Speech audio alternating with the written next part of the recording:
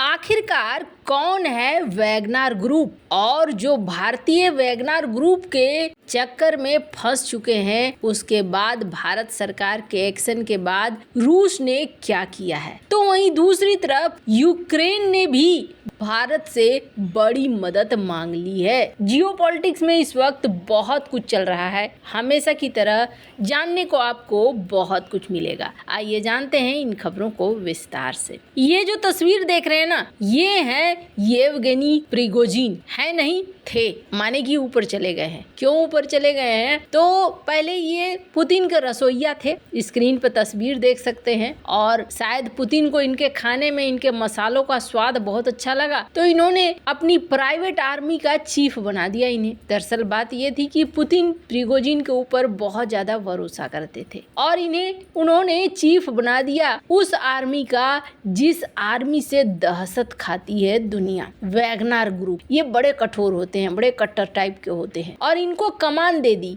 कहाँ की कमान दे दी?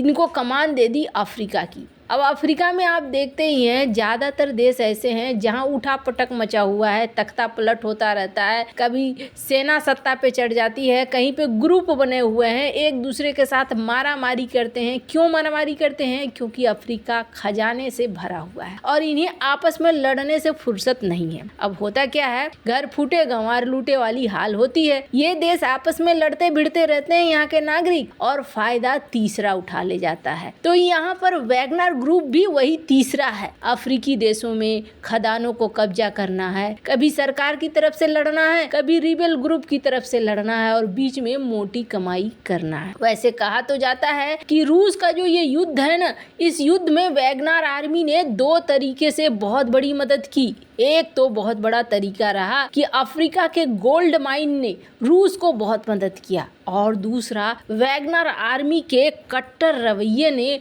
बाखमत में जीत दिलाने में रूस को काफी मदद करी। वैसे जैसा देख रहे हैं आप और जैसा सुन रहे हैं, ये एक नंबर के एकदम कठोर दिल वाले सैनिक थे, पर प्रिगोजिन को बाद में ये लगने लगा कि उनकी ताकत बहुत ज्यादा बढ़ गई है, और उन्होंने पिछले साल तख्ता पलट करने की भी कोशिश करी।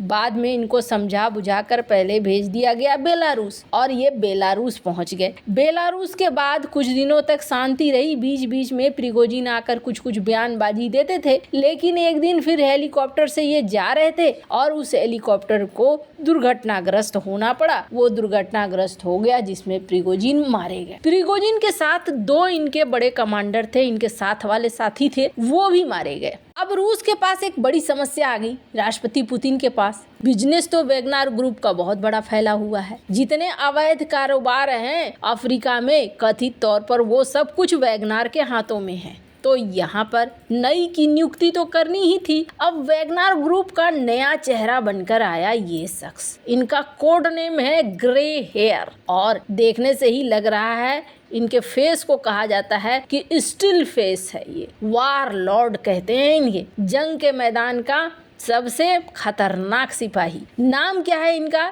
तो आपको बता दें, इनका नाम है रसलन ट्रैड। तो इनका नाम है त्रोसोदेव। अब ये त्रोसोदेव जो है कभी मिलिट्री जनरल रह चुके हैं। त्रोसेव वैगनर की ग्रुप का पूरा सब कुछ संभालेंगे, पूरा कमान, पूरा व्यापार, सब कुछ। आपको बता दें 2014 में पहली बार इसका नाम सुना गया था सीरिया में, और तब से ये चर्चा में आया। उसके बाद तो ये कई जगह पर फैल गया, बुर्किना फासो, माली, कई जगह पे फैल गया। तो अब इस वैगनर ग्रुप में क्या होता है कि कई बार जालसाजी के तहत भी लोगों को फंसाया जाता है। कई बार लोग जरूरत से ज्यादा एडवेंचर के चक्कर में भी फंस जाते हैं। ऐसे में भारत के 4 लोग, ऐसा बताया गया कि ये यहाँ पर इस आर्मी के चक्कर में फंस गए हैं। इसके अलावे कहा गया कि कुछ और भी इंडियंस हो सकते हैं। अब ये तो बात तो बिल्कुल पता थी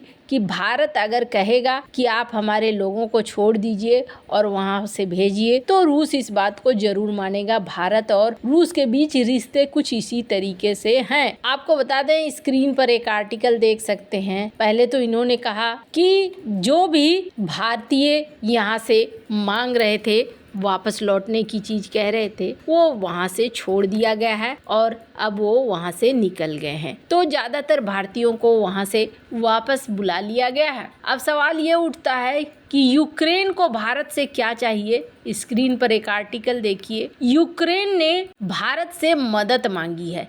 यूक्रेन की डिप्टी मिनिस्टर का कहना है कि भारत को बीच में आना होगा और भारत को बीच में आकर इस युद्ध को रोकना होगा, एक पीस फाइंडिंग सॉल्यूशन तैयार करना होगा। वैसे तो भारत ने पहले भी कई बार कहा है कि बातचीत के जरिए हल करो, लेकिन ये मानने को तैयार ही नहीं होते हैं। ऐसे में भारत क्या मदद कर पाएगा जब तक यूक्रेन नहीं मानेगा। लेकिन हाँ, ये जो युद्ध है ना, इस युद्ध से सबसे बड़ी दिक्कत ये हो रही है कि यूरोप हो या फिर अमेरिका हो, कहीं ना कहीं चाइना की तरफ धकेल रहा है रूस को। स्क्रीन पर एक आर्टिकल देख सकते हैं आप। रायसीना डायलॉग के बीच में डॉक्टर एस जयशंकर ने एक बहुत महत्वपूर्ण बात कही थी। उन्होंने कहा था कि पश्चिमी दुनिया ना रूस को धीरे धीरे नजदीक भेज रहा है चाइना के, और ऐसा नहीं होना चाहिए। हम अगर रूस के लिए कुछ मदद कर रहे हैं, बिजनेसेस खोल रहे हैं, तो कहीं ना कहीं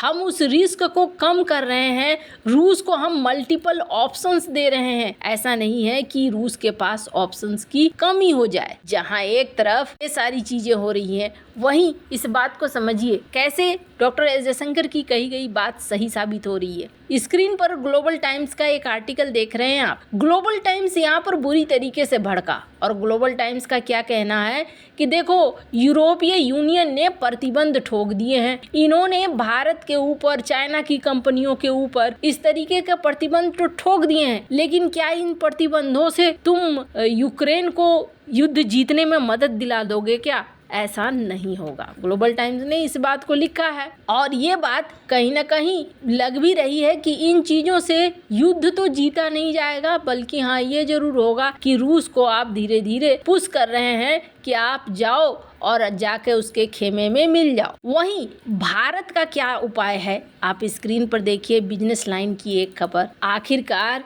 रूस ने भारत में रखे गए सारे पैसे को इस्तेमाल कर लिया है। भारत के अंदर ही अलग अलग सेक्टर में निवेश कर दिया है। अब जब ये निवेश हो चुका है, रूस के वोस्ट्रो अकाउंट अब खाली हो गए हैं, तो फिर से व्यापार यहाँ पर भारत और रूस के बीच रुपए में शुरू हो गया है।